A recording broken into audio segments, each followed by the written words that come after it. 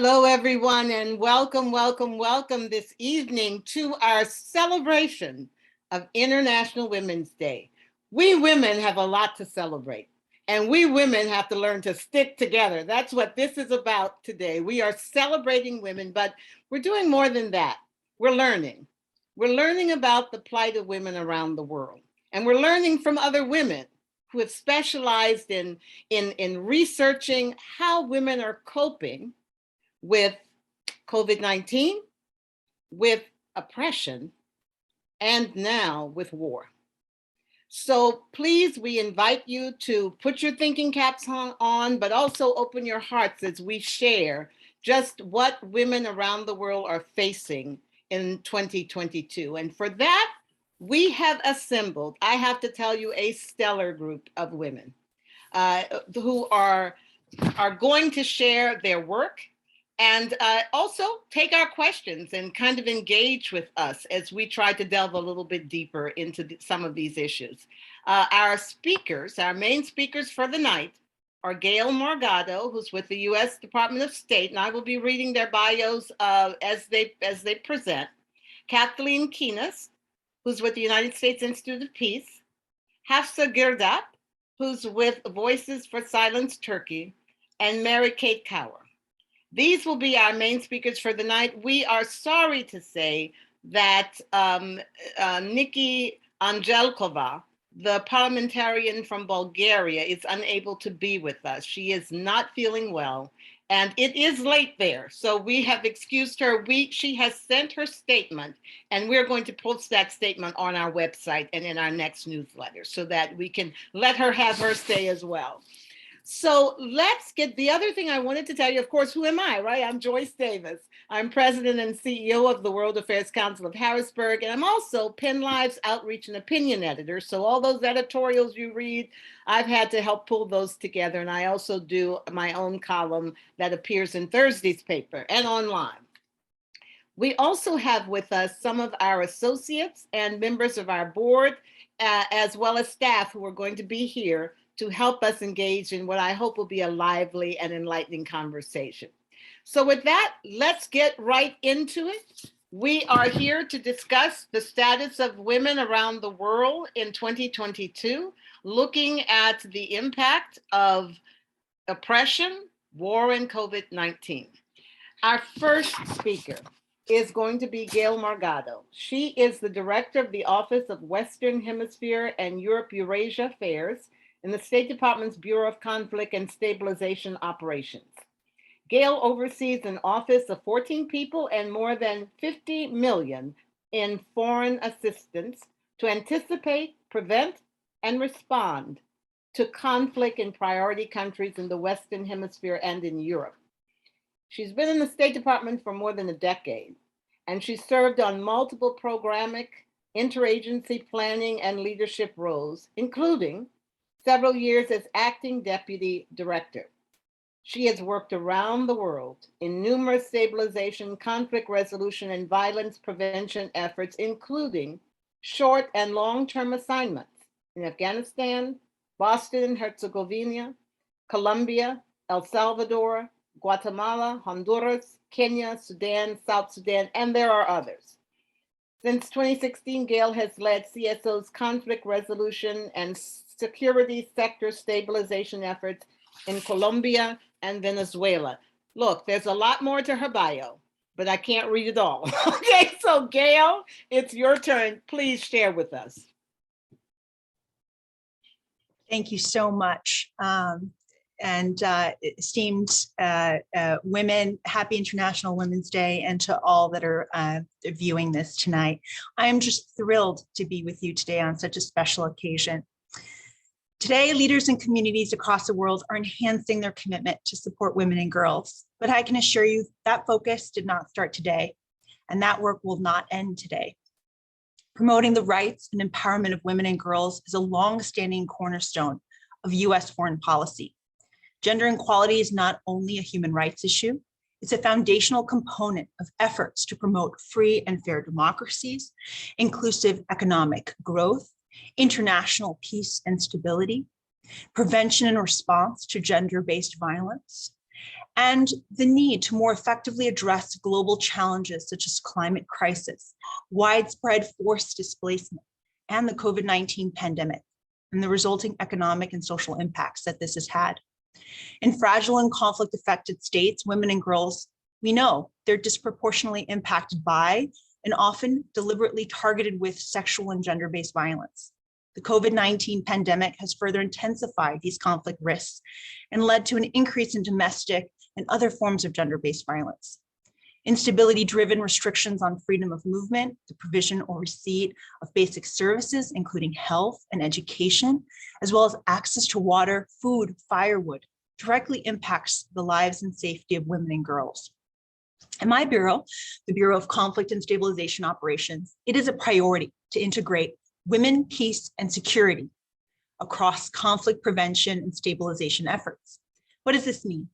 In practice, this means incorporating women, peace, and security issues into policy documents, strategies, programmatic activities, training department colleagues on how to integrate this work into their efforts, and advocating for women, peace, and security priorities in multilateral forums. In fact, our Assistant Secretary, Ann Wieckowski, she's in Haiti as we speak, and one of her priorities is increasing the role of women in bolstering security. Another critical initiative is the implementation of the Global Fragility Act. We call this GFA. We are working to ensure that US diplomatic, development, and security sector engagements are informed by and implemented in partnership with women on the ground. As part of this initiative, we're working to develop a simple and accessible gender analysis tool to inform priority countries and regional plans to align this GFA metrics with the department's metrics on women, peace, and security. We're also working to strengthen early warning tools, data analytics to effectively prevent and respond to risks of violence. Another important way to operationalize our work on women, peace, and security is to ensure our efforts are designed to be inclusive and participatory throughout the life cycle of an engagement.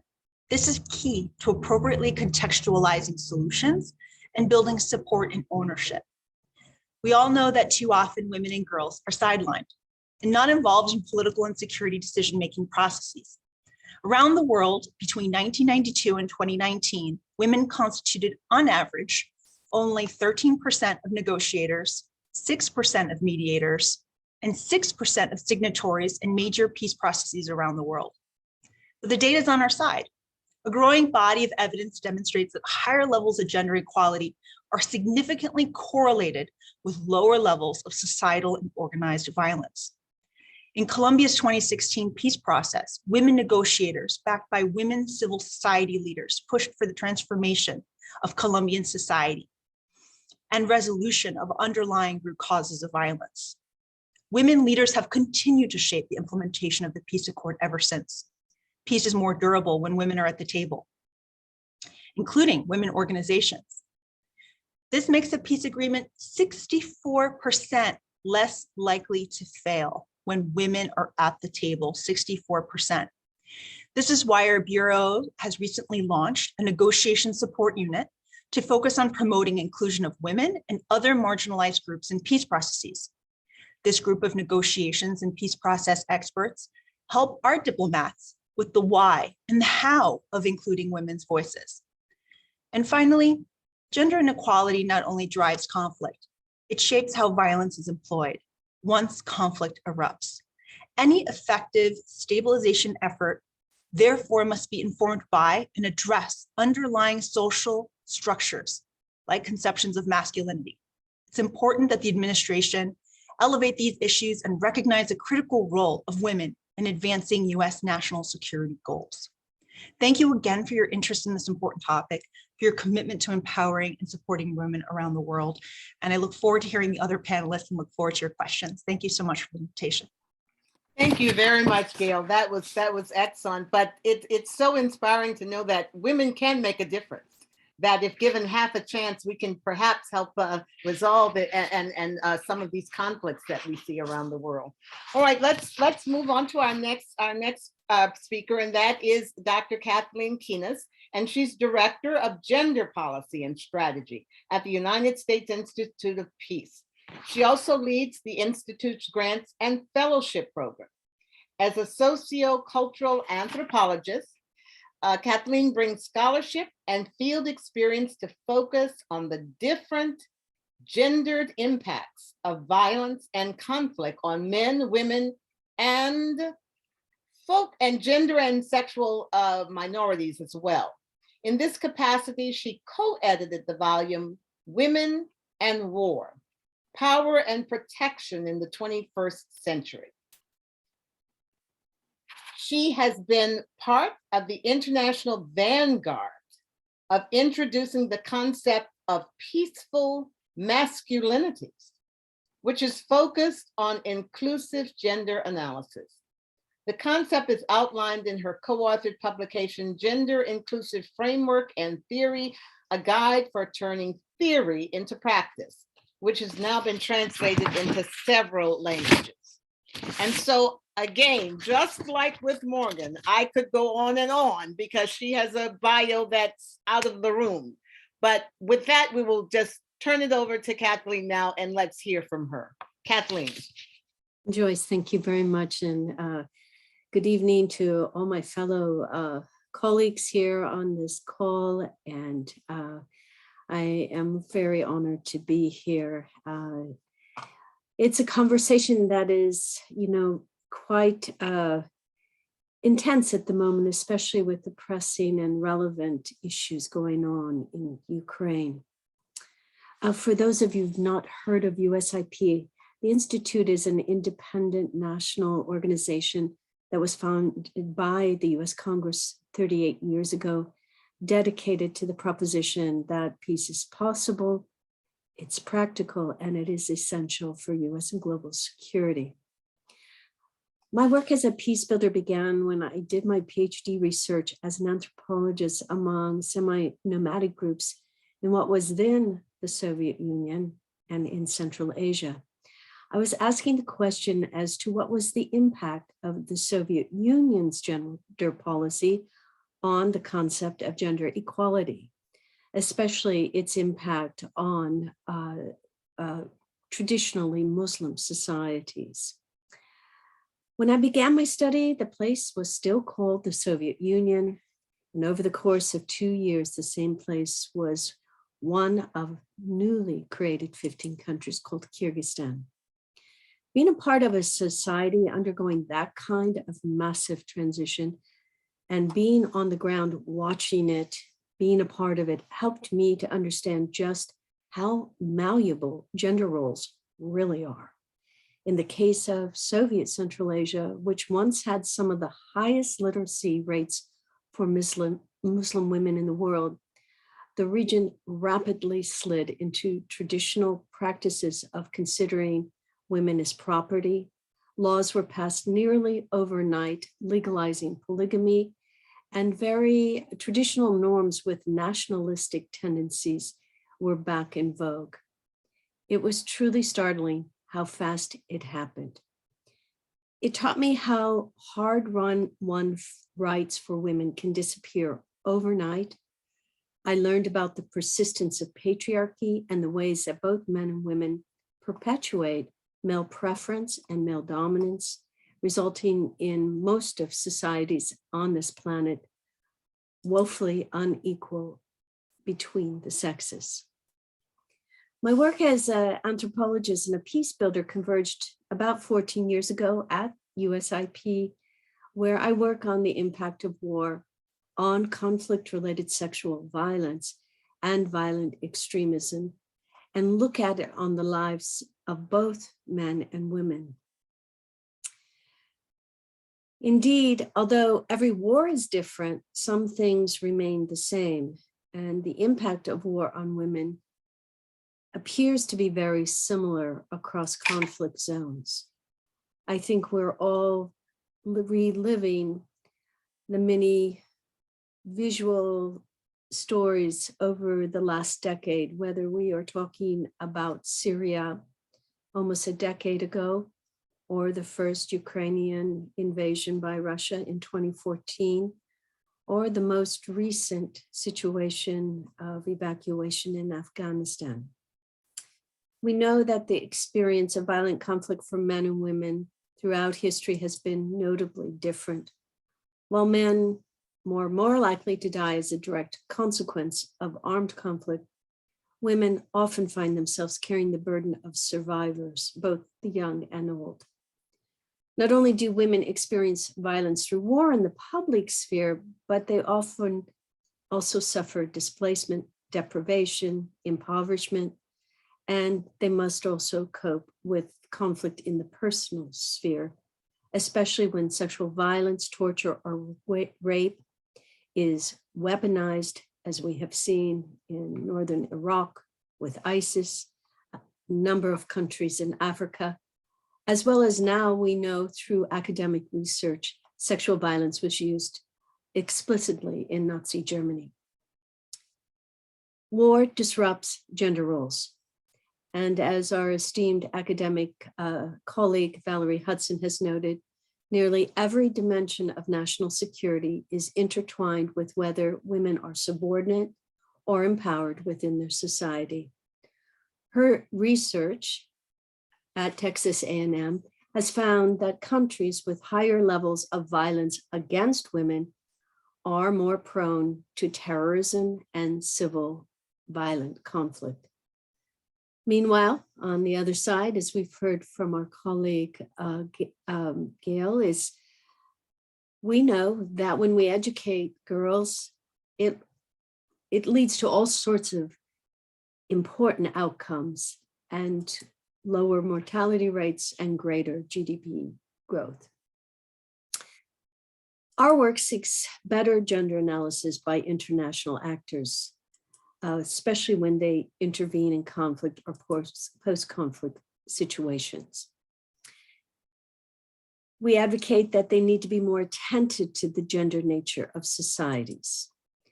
To bring it home, in 2014, after that invasion, we went to Ukraine and we thought we were going to work with women. But what we found was that the women were already organized. They were already trying to figure out how to make their lives better for their children, for their communities. But the men were isolated, often severely depressed. They felt ashamed for those who couldn't enter the war because of their age or even a disability, and that the rates of suicide increased astronomically. This is when we really began to further embrace this concept of peaceful masculinities. We began to realize that, yes, empowerment of women is key, but if we aren't figuring out how to transform a society with men involved and men who are vulnerable as well, we're not going to get there. And so we began to integrate the women, peace, and security agenda along with peaceful masculinities and intersecting identities, recognizing that we are more than our gender, that we can connect over so many places of common ground in our identity.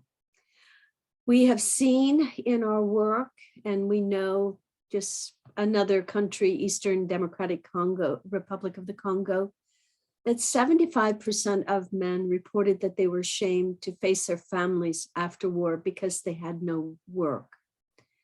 But the same survey also revealed that 65% of the men believed that women should actually accept partner violence in order to keep the family together. Thus, these kind of programs must include women empowerment, but must also begin to help men unlearn violent behaviors that evolve and perpetuate violent cycles in spaces after the end of war. So these are unrealistic notions of malehood when we go from war to peace. So gender equality requires both men and women to make transformation viable. Finally, USIP has gender programming going on today in 50 different countries. And we see as key partners in this is our USG colleagues, and of course, the 2017 Women, Peace and Security Act, which was passed by Congress, which was the first comprehensive law in the world to basically hold our government accountable to making sure we bring more gender inclusive lenses to our foreign policy and our work in other international societies, helping to help solve their conflicts without resorting to violence. Finally, the past 10 days, we have hosted women activists from 6 different conflict regions, whether it was discussion on the coup in Myanmar or the most recent devastation of Ukrainian cities and communities. We had women who were talking about how they would approach solving this age-old human problem of using violence to solve our problems. I will put the link in the chat room in case you would like to hear these class, but I will end here by bringing forward Ruth Benedict, who was a great anthropologist. She said that the purpose of anthropology is to make the world safe for human differences. I like to think that in our work on peace and security, that we are making the world safer for human differences. Thank you very much, Joyce, for the invitation. I look forward to hearing my colleagues in their speaking. Thank you very much, Kathleen. That was absolutely riveting, and really so many questions that I'm sure that we want to delve into there. But the first thing I wanted to thank God someone's doing something about this. Thank God we have scholars like you and the U.S. Institute of Peace that are really stepping into this and trying to help our world. And anyway, we will come back to ask more into that, especially the thoughts about what women would do differently. That would be most interesting. All right, let's go on to my dear friend Hafsa Girdap, who is here. We wanted to definitely delve in a little bit and to see where things stand with Turkey, because we have a very close relationship with the Turkish community in our area and with Hafsa's group, and she is executive director and the spokesperson for Advocates of Silenced Turkey. She's also the founding member of Set Them Free, a platform that works for women's rights that have been violated in Turkey. She is a PhD candidate in women and gender studies at Stony Brook University. She has a BA and MA in English language and literature, and her research areas are human rights and women's status in Muslim contexts, specifically the integration and adaptation of Muslim immigrant women while redefining their cultural identities. Now, Girdap has been in the United States since July 2016, and as a result of political persecution she faced in her native Turkey, she is still here and having to stay here. Since settling in the United States, Hafsa research interests expanded, and she has now become more involved in women's rights movements across the board. Thank you for that, Hafsa. We need your brains on this. Welcome.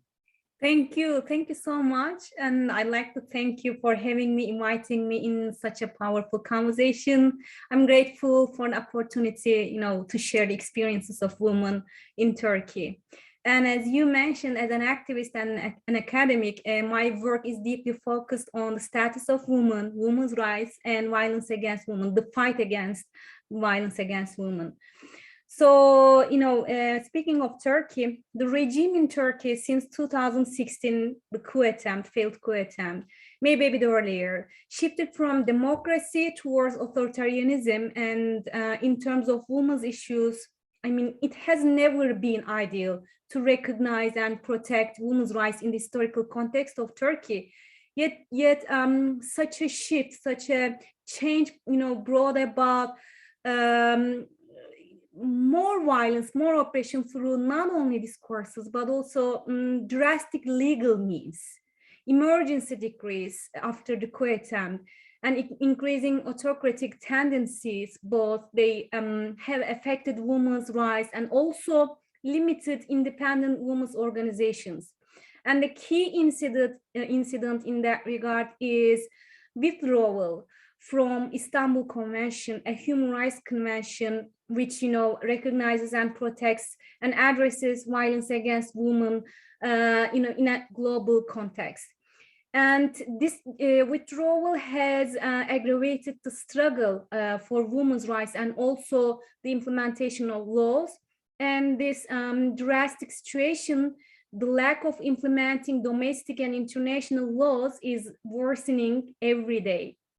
Furthermore, individuals, human rights advocates who are basically dissidents or critics of the state oppression are stigmatized as terrorists. And this case results in mass arbitrary incarcerations, even though it is almost impossible to access the data, reliable data. There are more than 5,000 women as of now, women political prisoners in Turkey's jails, kind of a silencing method strategy. And given the closures of NGOs or CSOs, civil society organizations, by decrees, it has been difficult for a justice fight. The case of child marriages is another dimension of oppression and injustices that women face in the context of Turkey. It's stated in the shadow report that was submitted to United Nations CEDAW, Commission on the Discrimination Against Women, that courts in Turkey still allow child marriage due to legal proceedings such as adjustment of age and the regulation allowing child marriages to be allowed in emergencies, leaving children's rights unprotected. And on top of all these experiences of suppression, violence against women and women's rights violations have drastically increased during the COVID pandemic, as in the global context. In addition to the rise in domestic violence and decrease in access to resources affecting women in 2020, a legislation change was done, releasing certain specific inmates, including femicide perpetrators, rapists, sexual assault perpetrators, excluding political prisoners. According to the shadow report I mentioned earlier, within these additional legislation measures during pandemic, judges were instructed that they may not issue restraining orders against perpetrators of violence using the COVID-19 pandemic as a pretext. You may easily guess the ultimate outcome of these is that women who were subjected to violence couldn't take their cases to law enforcement or courts. And according to We Will Stop Femicide platform in Turkey, 280 women were murdered, and there were 217 suspicious deaths of women in 2021, only 2021. And in January and February so far this year, there were 49 femicide cases. Almost every day, a woman is killed by their husbands, partners, brothers, fathers, and oftentimes women are just stabbed on the street in the broad daylight because of the impunity. The violence perpetrators are, just walking around in the society. And today is the International Women's Day, and women have been exposed to tear gas today in Turkey just because they were marching for gender equality, justice, demanding the end of femicide cases, arbitrary detentions, and violence. And women are also arrested for doing so, violating constitutional rights, such as assembly and marching. And here I want to refer a prominent name in the fight against injustices, specifically against violence against women, Eren Keskin, the co-chair of Human Rights Foundation, the organization in Turkey. She once stated that there is a great impunity in our geography in Turkey when it's come to state-led violence, sexual violence. She says that they have this organization since 1997, where they advocate for women who have been subjected to sexual torture by state forces. So far, 758 women have applied to the office. The perpetrators are usually soldiers, police, rangers, but they are not, facing any kind of punishments, penalties. Finally, it's a dire fact that in the case of Turkey, no legal and social improvements are being done. On the contrary, we are abandoning, already existing laws, international conventions in terms of recognizing and protecting women's rights and fighting against violence against women. This is the situation. This is the outline of the situation. Now, the question is that what can we do, or what should we do? As we are doing today all together, we must tirelessly continue urge the leaders and the decision makers from the lowest level to the highest level. We must create awareness by educating our societies in terms of preventing violence from being a daily normal, of establishing the idea of gender equality, of establishing gender equal in environments, laws, of ensuring that women's rights are respected, preserved. Moreover, they are not discriminated in any kind of environments. We should also make sure that the perpetrators of violence are brought into justice, and violence against women is political.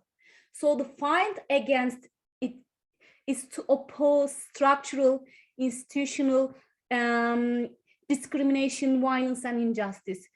We have to speak up, and as ASD, that I am representing, we are going to protest women's rights violations and violence against women in more than 20 locations across the world this upcoming Saturday, with our volunteers.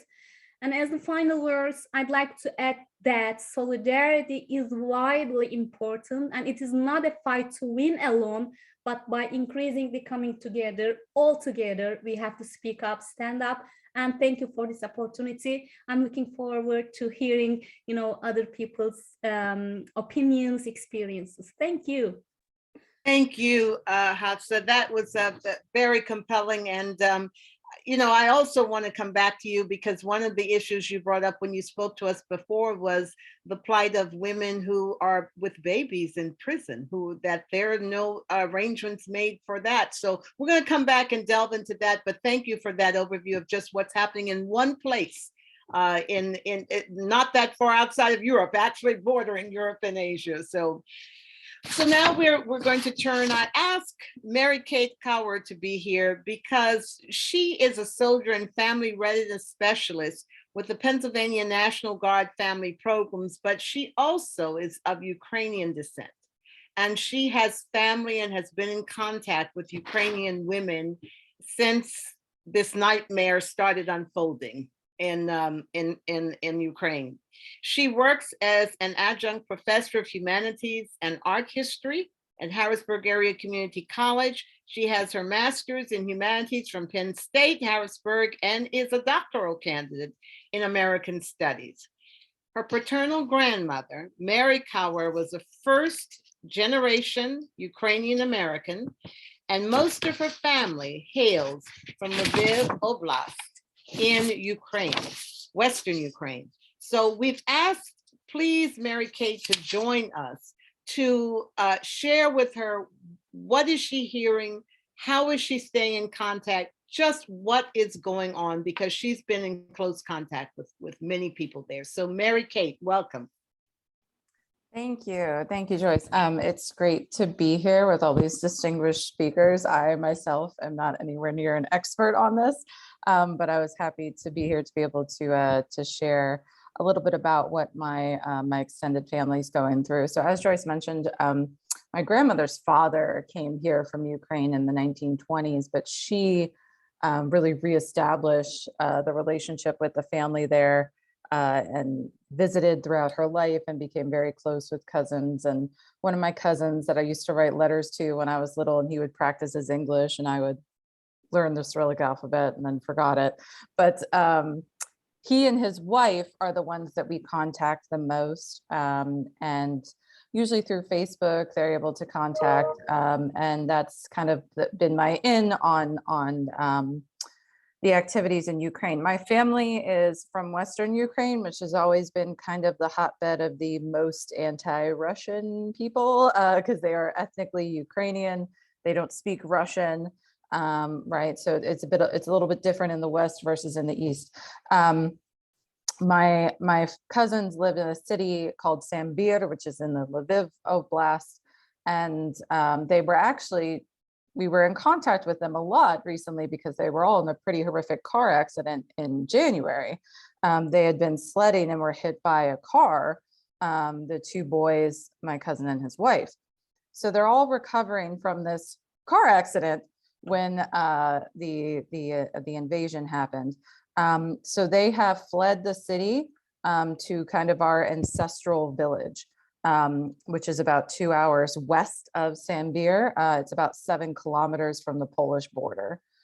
So that is the hope there. The idea is then that it's safer for the children because they think Russia is probably hesitant to do any type of overt military activities that close to the Polish border. However, Ina, which is my cousin's wife, has returned to the city, as have many of the women. So Kathleen mentioned these gender roles that are really ingrained in these societies, and Ukraine is no different. There's a lot of really ingrained gender roles of like cooking as women's work, right? So all the women are doing what they can within their kind of defined gender roles. And of course, there are women in the Ukrainian military. We've seen images of them on TV. But for the everyday wife, they feel like they can cook and they can provide and they help the soldiers. So Ina informed me that a lot of the women are leaving their children with their mothers and their older parents in the villages and then going back into the cities. And Ina herself, even though she got a concussion in that accident and she had a huge laceration on her leg, but she's returned to the city with my cousin, and they are cooking and they're making Molotov cocktails. So those are like the two things they can do as the men are being armed up. My cousin actually is in the Ukrainian army. He services helicopters as a mechanic. However, he had a broken arm from the car accident and has been on kind of like a military leave. She recently told me that every day, the people that are in checkpoints like around the cities, and this is in Western Ukraine. So we hear a lot about like the Russians are walking to, they're coming into Kiev, what's happening in Mariupol, what's happening in the east. But even in Western Ukraine, every day our men catch Russian exiles who are photographing the military units and putting labels on them. She means like Russian spies. And even about 50 kilometers from the village, they found a minibus that was full of weapons. And there were 3 suspicious men in the village. And when I say village, it is the most rural place you can, like a village in the mountains, in the Carpathian Mountains. But there is a school there. So all the village people made like a perimeter themselves while the children were in school, because there were these suspicious men near the school. And they checked the cars as they go in and out. If they had to flee into Poland, it's like 7 kilometers as the crow flies, but it'd probably take them several hours to walk. And their youngest son is, both of his legs were broken in the car accident. So he is, my aunt just sent a video because they took him back into the city for a doctor's appointment. He is walking, but kind of like very straight-legged because of the pins in his legs. So the children are mostly staying in the village, and Ina has returned to the city, as has Volodya for the most part, my cousin. And their biggest concern, and another reason they went to the village is because the village, like they live off the land. In the cities, there's no groceries. She said the shelves are empty, or all the costs of things are being gouged. So that's her biggest concern, and one of the reasons that she felt like she needed to go back into the village, or into the city rather, to help as she can with the other women. And all of her friends have done the same thing. So the older people have kind of taken the very young children and gone into the countryside, and then the women are in the cities, and that's the most recent update I have from her. At any time, I expect Volodya probably to get called back up for service, but they have already bombed his military base that's about 30 minutes outside of Sambir. And again, this is in Western Ukraine. So what's happening is that Russia is starting to launch, as their land invasion is not working as well as they thought, right? Because they thought Kyiv would fall within like 2 days. Russia is starting to just launch these long range missiles without like any care of where they're going. So even into the west of the country, which is quite far from the Russian border, they are getting bombed. In terms of what we can do, it's hard. Even us, we struggle with wanting to wire them money as we usually would because of concerns with the bank. And it's funny, and that's really is a Soviet Union holdover as well. My great aunt, who's still alive, she'll be 87, I think, this year. Anytime I send like money at Christmas time and stuff, she's like, did you wrap it in carbon paper?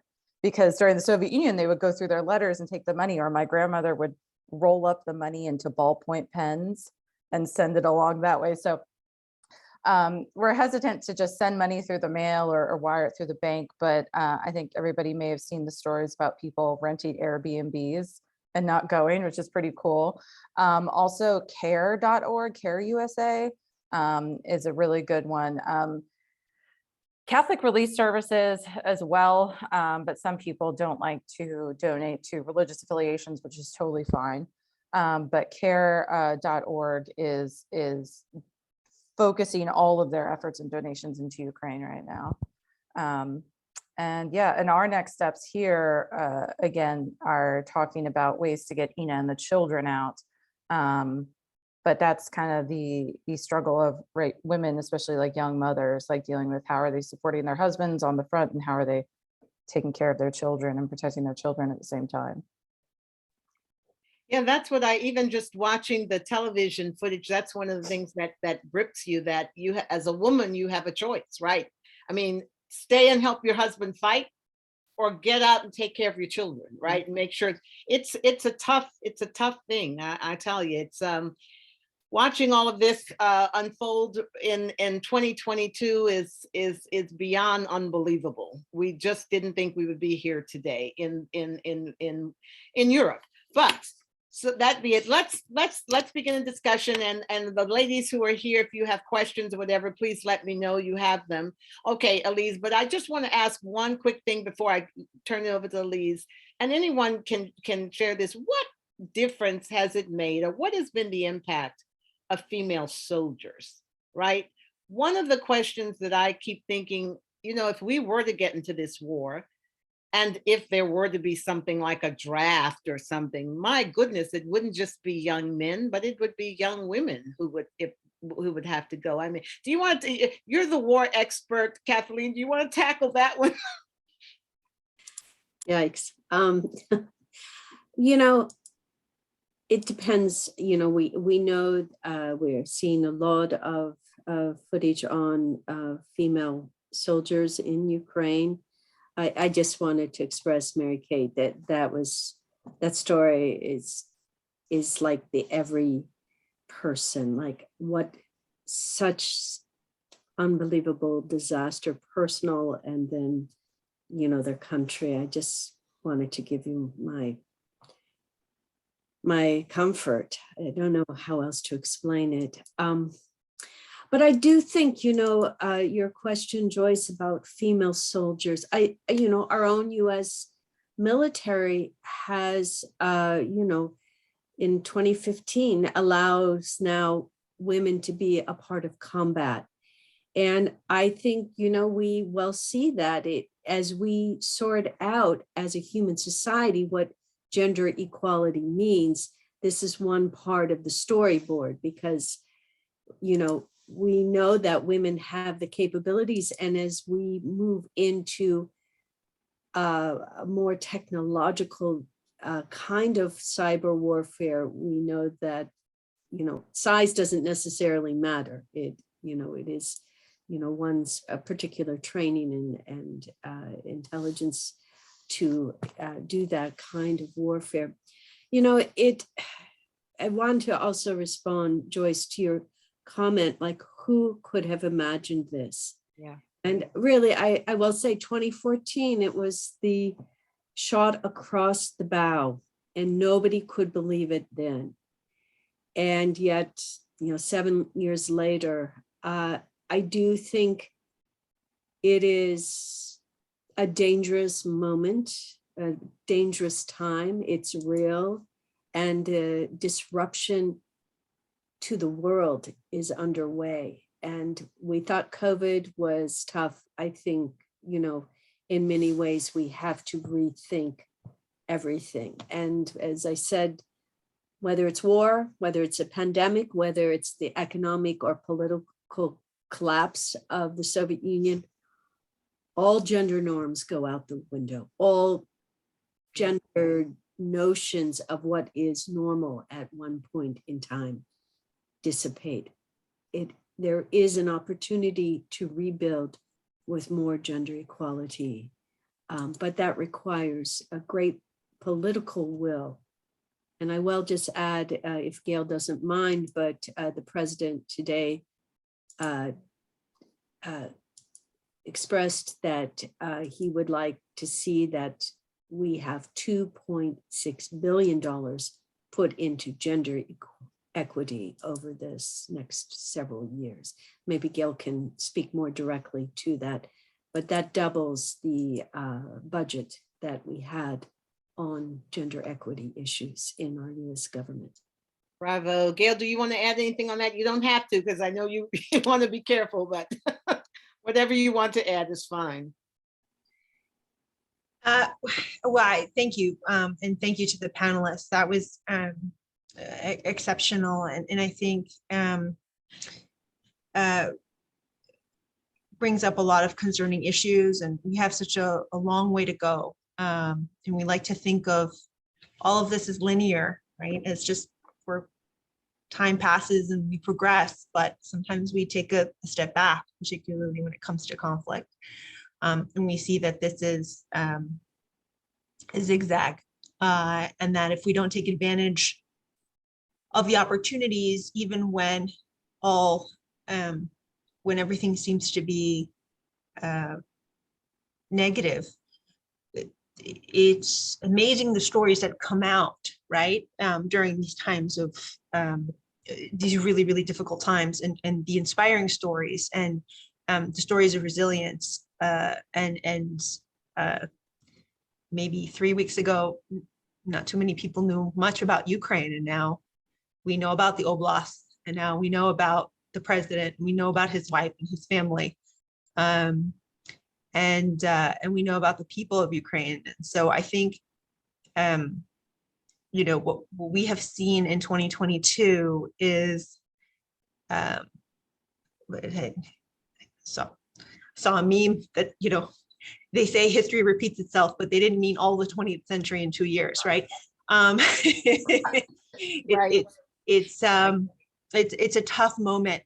But I would say that we're quite lucky in that this administration is very focused on supporting women, and in the intersectionality as well of LGBTQI plus, of persons with disabilities, of all kinds of support and inclusivity. And I think that support is truly genuine. And one thing that I've learned in focusing on conflict is the need to take a societal approach. If we just look at one sector, if we ask the soldiers to get it done, if we ask the police to get it done, if we ask the government to get it done, then it's only going to happen in a vacuum, or it's only going to happen partially. It requires the community to really come together, and that is the secret sauce. And I've seen that in a lot of different places, that when the community comes together, and in particular women leading the way, then really you can see, as we say, that the needle is moved, right? We can see actual change. And I think that the money goes a long way. As Kathleen mentioned, we had, an enhancement of our current commitments. I think that's really important. And then it's a discussion about how that money is spent and to what end, who gets it, and making sure that it's actually making kind of positive impact we're looking for. And that requires being informed. It requires asking hard questions, and testing assumptions. and all of that requires sort of a whole of societal approach. That in conflict is, to me, from my experience, is the secret sauce. And that's what we're seeing a lot in Ukraine at the moment, which is on the top of most of our minds, and is so inspiring and it helps us keep going. And even when we're working night and weekends, it's, well, we're fortunate. And so we need to make sure that we're all supporting in every way that we can. Well, I think I like your analogy of all hands on deck. It's time for everybody to get involved, to be informed, to know what's happening, and to just do whatever their part is in this whole thing. Elise, I know you have been waiting there patiently to ask your question. Go right ahead. Sure. Thank you, Joyce. Gail, I have a question for you. Thank you so much for providing the overview of what the Bureau of Conflict of Stabilization Operation does. I'd like to ask from different perspective. I know women, peace and security, but what about women in cybersecurity and cyber diplomacy? Lately, I've been seeing, a lot of facts and, for women being, victims of cybercrime. There have been some, issues going on. So could you please just touch base a little bit about that, and how can we make, women, especially let's say in the private sector or the nonprofit sector, aware and raise awareness on that issue, or get them involved in cyber diplomacy and cybersecurity? Thank you. I really appreciate your question, and I wish that I could give you a better answer because I'm out of my depth here. But this is a truly it's a now question, and it's a future question, and cyber is very much on our minds and trying to get ahead of it. And of course, women are essential, right, to figuring out how we can actually surpass the challenges that are involved in this. So the White House has revamped its strategies on cyber and is very aware that this is a huge priority and needs to be one. And I'll just say that I'm not used to the feeling, as someone working in normal stuff, right? The feeling of, oh my gosh, are we going to get hacked, right? And so, or we have been hacked, and what do we do about it? And so I can say that's another issue set that's going to take an all hands on deck as well, because it means individual security, as well as making sure that those in unsafe environments. And I would love to hear Hafsa's ideas and strategies for how women in tenuous environments are able to operate despite the security challenges and the cyber challenges as well. If you can. Yeah, I'm glad you swung it over to Hafsa, because we do have a comment that says, thanks for presenting on the important info on women in Turkey and other areas. So people are very much aware of the what's going on there with regard to women in Turkey. But Hafsa, please tell us, has anything changed with regard, because that touched me when you told us about women in prison with their babies, giving birth in prison, but the baby staying in prison with them. I mean, speak a little bit, is any progress on that at all? I wish, I could say that there is a progress, there is a change in a positive manner, but, as I said earlier, that the laws are not, implemented properly to protect women or, recognize their rights, especially after the coup attempt. The violence has accelerated, has increased in terms of extent, in terms of, its scope, including, different women with different ethnic backgrounds or different faith backgrounds, different ideologies. And among 130,000 dismissed people, a huge population, includes women with babies, women with kids, and the conditions in jails, in detention centers are not proper for kids. In any jail cannot be proper for any kids, but when you think that there are thousands of people in jails with kids, at least they can arrange the environment according to their, their needs or the sanitary conditions or access to health services. But no, pregnant women in postpartum period, they are being arrested, and in the jail conditions there are severe health issues that these women and these kids are facing. We are trying to raise awareness and take actions through the United Nations related committees or European Union's Court of Human Rights.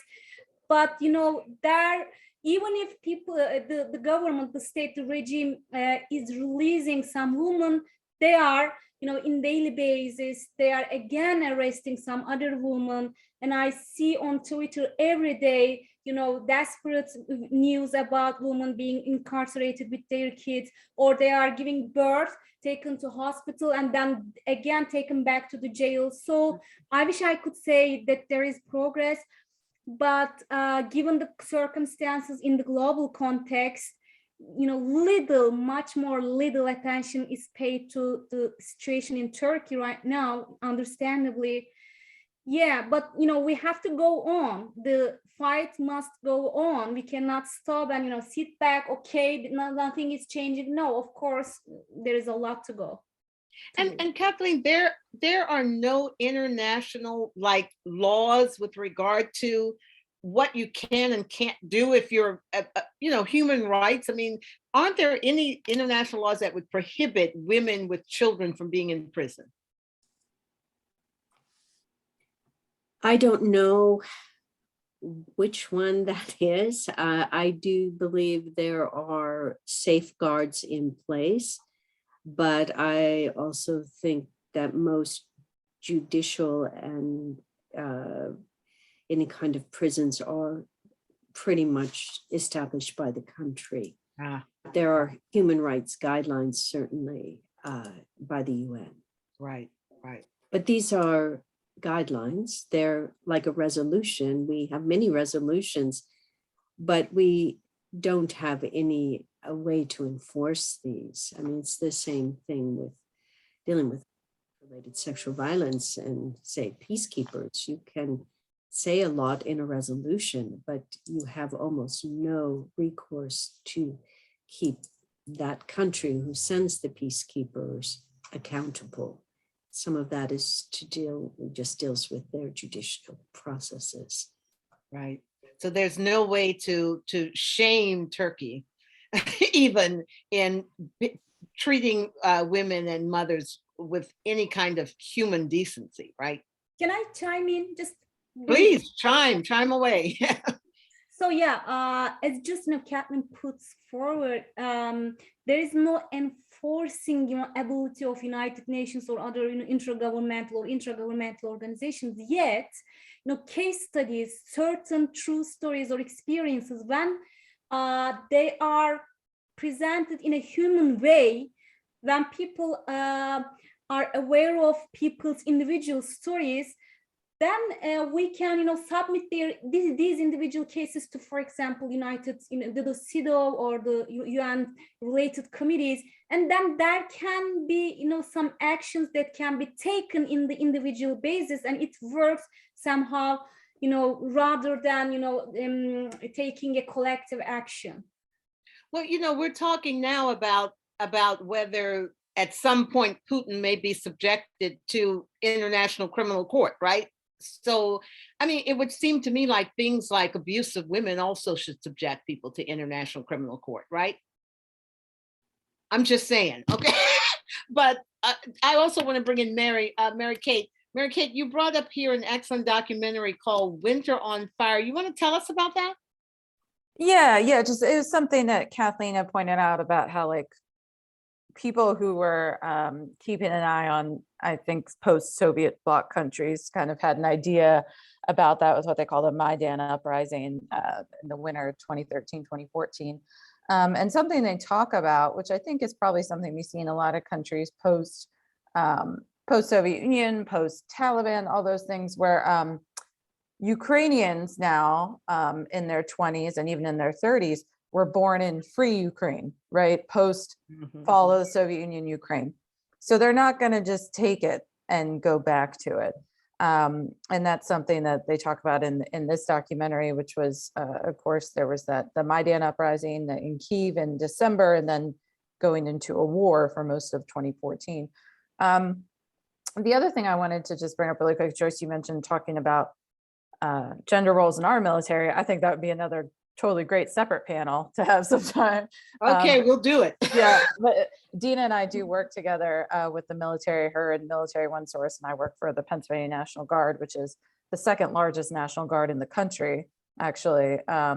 So we have a lot of units, a lot of combat arms units, and we've been observing that for the last couple of years in the increase of females in those roles and what happens. And as they get to increase their roles in combat arms and they're open to any job, they can do anything, and these opportunities are afforded to them. And just ran into a woman that I knew as a colonel, and now she's a one-star general. So that's certainly possible. But then we also have the issue of like our sexual assault cases going up and all, issues with rape in the military and good old boy culture. So that would be a great separate panel to have some time about our military and what our military would look like truly mobilized, because 2015, where they opened up combat arms to females, was really when Iraq and Afghanistan started going, in terms of our involvement in the conflict. So it would certainly be different to ramp up into a new war now. I love that. I love that idea, and we will take you up on that. Dina is going to work with you to organize that webinar. But so I don't want to ignore any other questions that may be out there. Dr. Warshaw, yes, I know she's going to ask something. Come on in. I think you're still muted. Let's see. Yeah, there we go. I apologize. This is a All right. question for Gail. When we talk about women, and this is true around the world, whether it's anywhere in the world, but particularly where we're talking about today, economic empowerment is the key to gender empowerment. Could you talk about the programs that the State Department focuses on for micro businesses for women?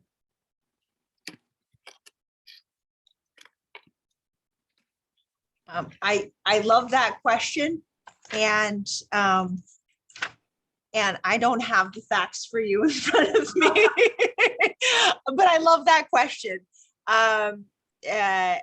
Money makes the world go round. I wish I had the facts here in front of me to give you. It's not something that my bureau works on.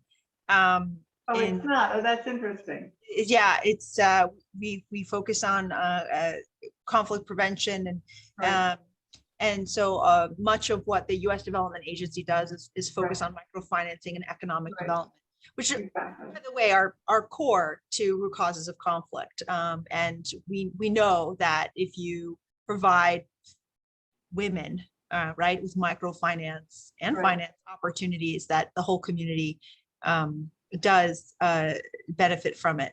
So I'll have to punt that question, but I love it, and maybe that is its own panel as well. Not to take, not to steal Mary Kate's idea, but I think that there is so much here on economic empowerment of women, and such a way to go. And we've seen that when we invest, Right. child health and education, women's empowerment, economic empowerment is critical to the long term. But with economic empowerment, we get rid of some of the things that Kathleen was talking about the sexual violence. Once you empower women economically, you empower them in every way. Yes, Mm. yes. I think Michelle now has a question. Go ahead, Michelle Engers, who's actually in London, and it's awfully late there now. Yeah. Hi, everyone. Thank you so much for joining us today. This question is for really any of the panelists that want to chime in, but intersectionality often gets thrown around as a buzzword, but I feel that it is like a really important concept for understanding like the underlying issues and how we can hopefully overcome or improve certain situations. So how do you see us using this concept to try and sort of improve equity like in society?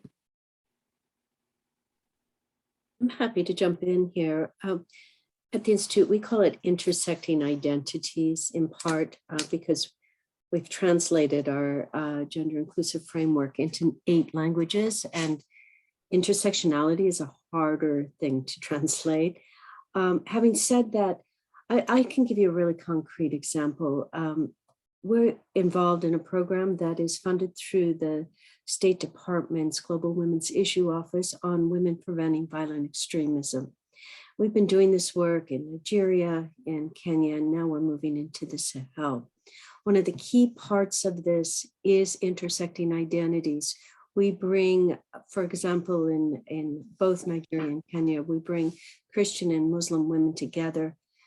Already, you know, where is the commonality? Oh yes, they're women. Well, where are the rest of the commonalities? And so we really build in those communities, helping them identify their own common approaches to the prevention of violent extremism. Most of that happens at the family level, and then the neighbors, and they, with one another, help build their own approach to preventing you know, online extremism that comes through cell phones, to actually finding ways crossing, you know, through what have often been lines of contention and building commonality. That's one way to translate intersectionality into practice, is finding the common spaces and not over homogenizing the notion of women, because women are highly diverse. Look at us here. And recognizing that diversity and really celebrating it, embracing it as such. Great, that's great. I've got a question here. Can someone, anyone, he says, address the women's rights movement in Africa? Would someone talk about that? Is there anything that can be, is there intersectionality there that we can talk about?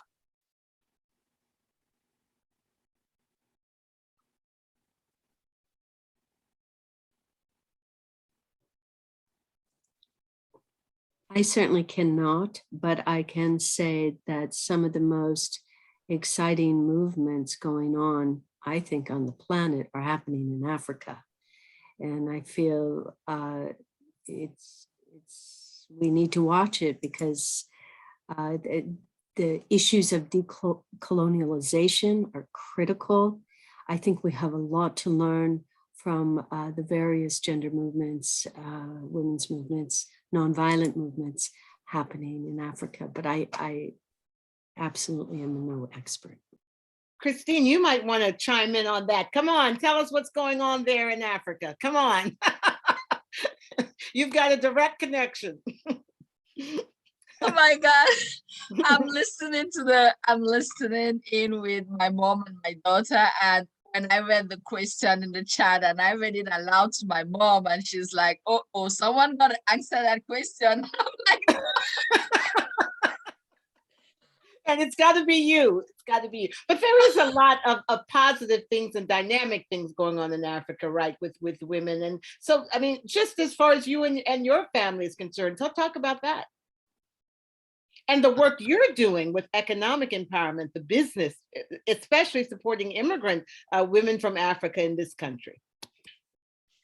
wow. Yeah, so, but I just wanted to piggyback on what we were talking about, war and the role that women play in war. I come from Cameroon, from the Northwest region, and for the past, I would say 5 years, there's like a civil war going on there. And it has really destroyed the village life, if I can say it that way. So all the same, war is war, you know, no matter which part of the world it happens, the effects on the family, on the village life, on women, it's the same everywhere. You know, I know Mary Kate and everyone else was describing what's going on there. And for me, I was listening, and it came across as if they were describing, you know, my village, you know, because it's the same things about, you know, people fleeing their homes, people going neighboring villages, neighboring cities, and everything left to the women. Basically, that's what's happening in our village. That's what's happening in my family, is the women that are left, even though they were not the ones making the decision about the war. I mean, I'm not going to be biased, but mostly it's always the men, like most often it's the men, you know, the women are not sitting on the table most often when the decisions are being made, but they are the ones charged with preserving some sort of life after or in the war. They are the ones that are carrying the kids, rushing to the neighboring villages and trying to build up life from scratch. And it's tough. It's not a situation where you would wish anybody to face. It's painful for the people back there. It's painful for the people here, because how do you help them? How do you reach out? You know, I mean, war, the effects of war are everywhere.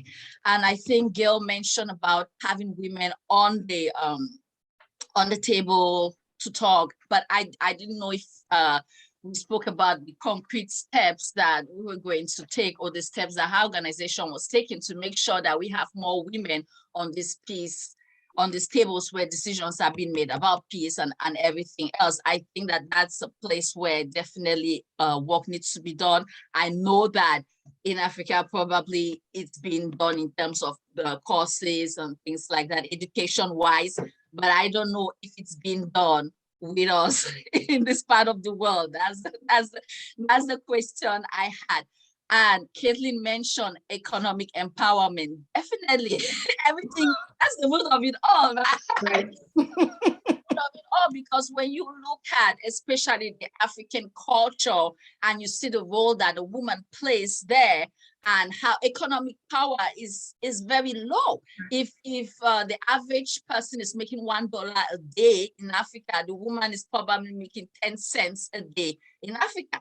So obviously, because she has limited economic powers, that affects what she gets to say and who listens to her. So definitely empowering women economically is the way to go. There's a French politician, I don't remember his name, but he said, politics controls the world, but money controls politics. So at the end of the day, it's money that controls everything. So if we work towards empowering women economically, then we set in the stage of getting more women on that table to sit and make the decisions that are needed. Christina, you had a lot to share. Thank you. Gail, I think you had your hand up. Go ahead. I couldn't shut her up after she got started. That was fantastic. I couldn't possibly follow that. I wanted to say that one of my experiences was in the Rift Valley in Kenya in 2013 in advance of the elections, and this was a enormous effort by the Kenyan population and the international community to have a peaceful election, particularly following the very violent 2007 elections. And one of the roles, it was really truly an honor. I as a U.S. government official, had the opportunity to spend 6 months in the Rift Valley, working with civil society groups, the business sector, private sector leaders, religious leaders, and local government leaders, the police, bringing them together to really think through how together they could build peace and assure that their communities, particularly their trusted networks, would make the right decision before the election and not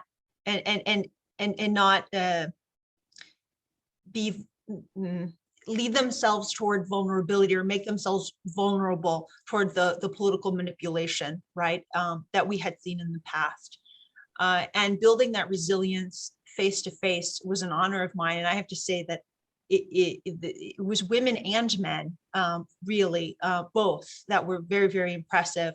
And the question of intersectionality and inclusion was core, right? Because the idea is that there are some issues that are so big that no one sector, no one entity can resolve them. It does require everyone wearing a different hat and thinking, we cannot solve insecurity alone, right? If we don't support one another and think bigger picture and larger scale objectives and think about that peace goal, right? If the bus company will not be able to continue if their buses are vandalized. The religious communities will not be able to continue to have an impact if their congregation are at risk. And so it was a very powerful message, and it was very powerful to be a part of that endeavor. And there are so many examples of that happen with and without our support. And really, it's the most exciting when it happens organically, when communities decide that they've had enough and they come together. And that is a running thematic in my career, where when I have seen those sort of drop whatever immediate task is at hand and look toward that bigger picture and work together, then they really do see momentum in the community. And I've been most inspired actually by my time in Sudan, South Sudan, in Kenya, and in many regions. But just saying that we too here in the United States, have many inspiring examples, and we can look to our foreign counterparts and friends really for inspiration on sort of how to take these moments of extreme challenge, right, and really learn from that to build hope as we move forward. Well, I think you've ended on a very nice note that we can look to each other to learn. Look to other parts of the world that may have some lessons for us as we move forward. And I'll tell you one other thing as we close that I was really struck by in this conversation is that as women talk about what's good for women, we also talk about men and what's good for men, because in the analysis, we're about taking care of everybody, about the family. And that was brought home to me very clearly when I worked with a woman who had run an underground school for girls when the Taliban was in charge the first time. And she put herself at risk. But once all of that fell and they were out again, she said, you know what we realized? Women can't have beautiful lives unless the men are enlightened and educated. So she had to find ways to educate the Taliban men, as many as she could, for anything to work with the women as well. So with that, I want to tell you, I am sincerely grateful to Gail Morgado, to Kathleen Kinas, to Hafsa Girdap, as well as to right here at home, Mary Kate Cower. You guys have really shared with us, and I thank my associates and board members for being here. And we're going to let you have a good dinner and enjoy the rest of the evening, but I hope you will accept our invitation at some point in the near future to return. And happy International Women's Day or night. Bye-bye, everyone. Bye-bye. See you later.